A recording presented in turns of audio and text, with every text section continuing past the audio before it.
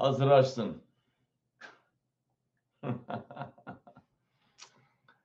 Hə, dostlar, qardaşlar. Hə. Analar ahu fəğan eləyəcək Qabil gələndə. Ey trollar, ey ilham sevənlər.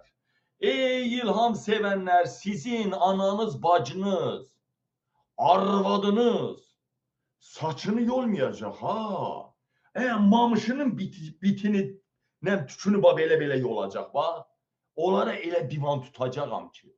Sizi doğan o qancıqlara elə divan tutacağam ki. Analarınız, nənələriniz var ha, trollara, xalqa xəyanət eləyənlər. Başının tükünü belə yolmayacaq, Bundan əlavə şeyinin tükünü də belə yolacaqlar. Bəli, mənə Qabil Türkoğlu deyərlər. Gedin maraqlanın mənim keçmişimlə. Mən kim olmuşam? Mənim qardaşlarım mənim əsgərim olub. Başını aç qoya soxanda qışları göydə belə eləyirdi. Belə eləyirdi qışlar. Mən elə belə adam deyiləm. Dedim sizə. Hazırlaşın, qəniminiz gəlir sizin. Bu ölkəni düzəltmək üçün birinci xalqın qamətini düzəltmək lazımdır. Nə qədər yaltaq var, deport eləmək lazımdır, axtalamaq lazımdır, onlardan bir də yaltaq törəməsin. Yaltaqlar bir neçə cürə olur. Qrubu desək, yaltaqlar, məcburi yaltaqlar, könüllü yaltaqlar, yaltaqlığı həyat tərzi hesab eləyənlər. 3 cürə yaltaq var. 3 cürə.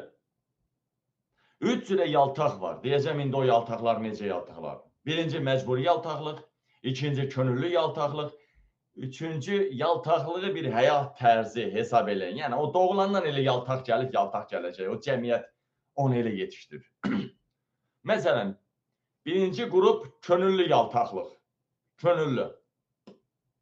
Könüllü yaltaqlığı nə deməkdir? Könüllü yaltaqlıq. Məsələn, İsrail tərifləyənlər var Azərbaycanda. Kamran Həsənlidir, Səidə Bəkir qızıdır. Bunlar heç Yahudilər şeyinin qılını da ağızlarına qoymur onların. Şeyinin qılını da ağızlarına qoymur. Ancaq könüllücə yaltaqlıq eləyirlər. Vallahi onlar pul almırlar. Yahudilər onlara pul verən deyil. Sadəcə könüllü yaltaqlıq eləyirlər. Könüllü yaltaqlıq. Məsələn, başqa cürə könüllü yaltaqlarda şey eləmək olar.